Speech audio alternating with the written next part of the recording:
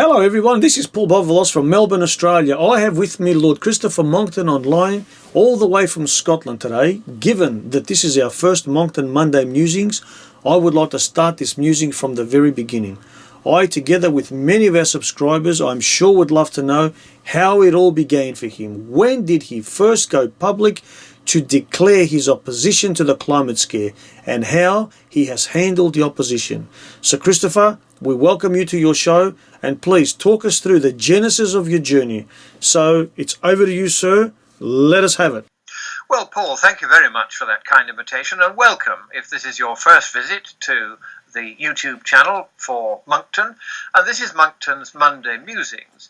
And Paul thinks it's a good idea if I tell you a little bit about myself and where I came from, how I got into the climate change lark, and whether I am a member of the House of Lords or not. So let's try and cover off all these bases, because one thing that does tend to happen to anyone who dares to suggest that the Climate Communist Party line might have one or two defects is that they get subjected to the most vicious campaign of personal attacks.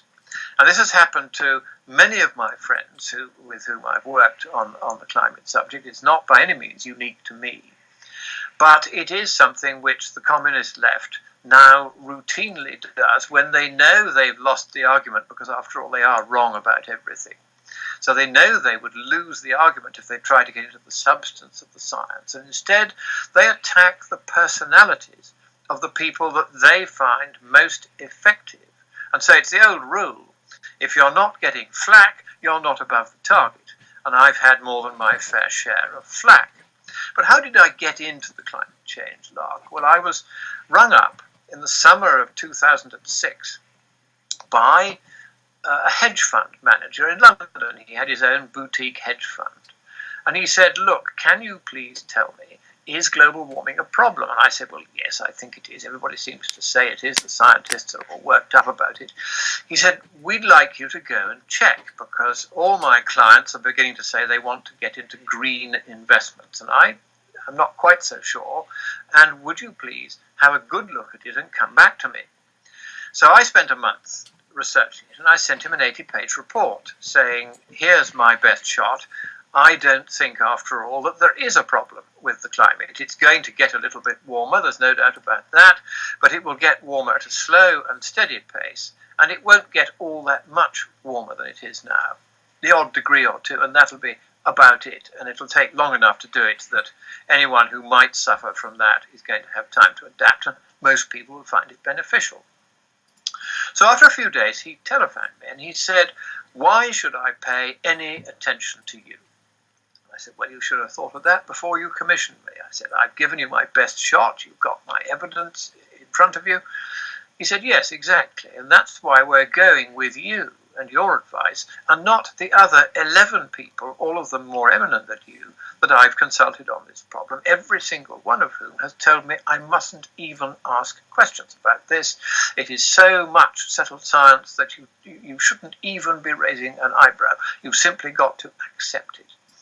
And he said, "I didn't get where I am today by simply accepting things or believing things. I got there, like you, by checking things. And the only evidence I have in front of me is your 80-page report. It's full of equations, charts, graphs, references. It's all there." He said, "On that evidence, I'm pulling all my clients out of any investments to do with global warming, because they'll clearly lose their shirts if they don't look out." So that was what brought me into it. And then he said, "Can I send your report to the editor of the Sunday Telegraph, which is an enormous British national newspaper. It's the biggest selling highbrow newspaper circulation of a couple of million." And so the editor, on receiving this 80-page report, rang me rather testily, saying, "Well, I can't be expected to print 80 pages of equations in my paper." I said, "I don't think he sent it to you for that reason. He sent it to you so that you would realize there's another side to the story. But I can write English as well as mathematics, and why don't I write you a 1,000-word sampler?" So I sent her that, and she was very excited and said, "Oh gosh, I had no idea there was so much evidence on the other side." So she gave me the chance to write 2,500 words. And this was published in November of 2006 on the front page of the weekend sort of magazine section of the paper. A huge broadsheet page, and it turned on the inside as well. Biggest article they'd run really for the last 10 years.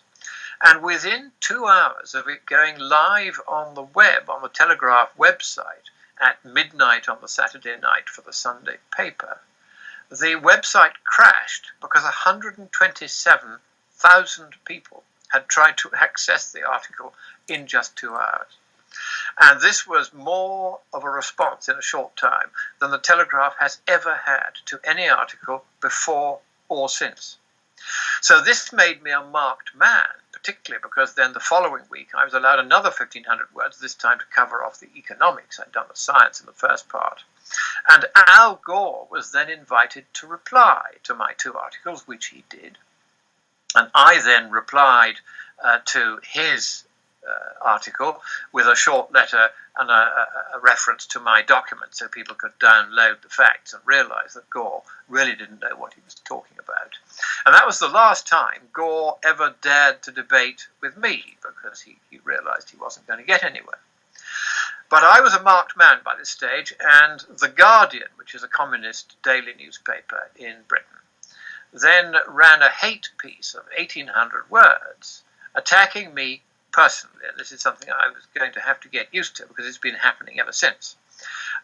Not really daring to get to grips with me on the science, because the writer of the article was a 14th-rate zoologist from Oxford. He knew no climate science at all, and that was very evident in the enormous number of elementary mistakes of physics that he made in his piece. But he, like all good communists, was willing just to throw mud at the person rather than at the argument, ad hominem rather than ad rem. And this is what they always do, these people. And it's one of the things that bedevils not only the climate debate, but all forms of debate now.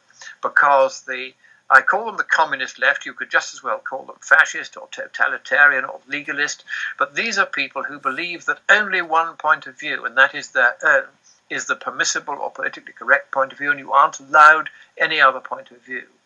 And they stifle debate by this technique of attacking their opponents personally.